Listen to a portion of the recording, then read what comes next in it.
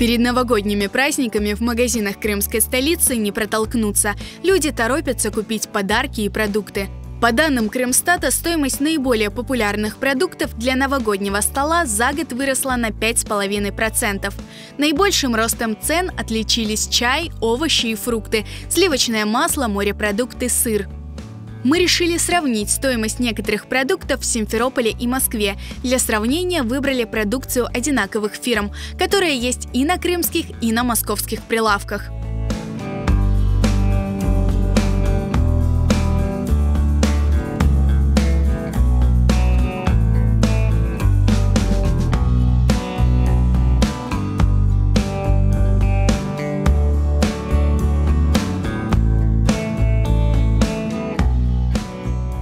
Как оказалось, большая часть сравниваемых продуктов в симферопольских магазинах на 15-20 рублей дороже, чем в московских. В цене уступает только гречка, рис и мясо птицы.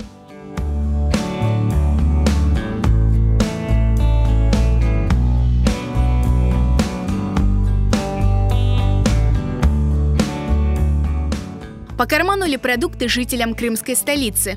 Нет, конечно. Нет, все не устраивает, все очень дорогое. Остается минимальный набор продуктов, которые мы можем себе позволить. Чуть-чуть дороговато все равно. Иногда отказываешь. Меня уже все устраивает. Мне все равно, что почем. Я могу позволить, и я покупаю. Вообще не устраивает. Почему?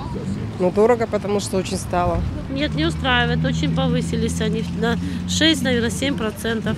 С учетом с предыдущего года это очень бьется по кошельку именно пенсионеров, инвалидов, людей, особенно матерей-одиночек, которых вообще никто не хотят ни видеть, ни слышать. Естественно, зарплаты средние в размере 15 тысяч оклада. И купить все, что хотя бы минимально социальную корзину сложно на сегодняшний день. Уже отказываешь, даже иногда в самом необходимом.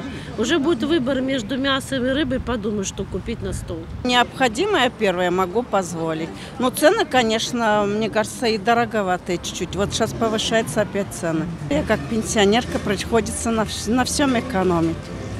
Относительно. Меня устраивают приемлемые цены. Есть дешево, а есть дорого. На продукты первой необходимости высокие цены, причем они повышаются. Вот что интересно, к Новому году особенно.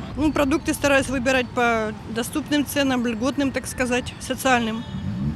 Бывает, да, что экономлю. Не устраивает. То, что устраивает, нету качества.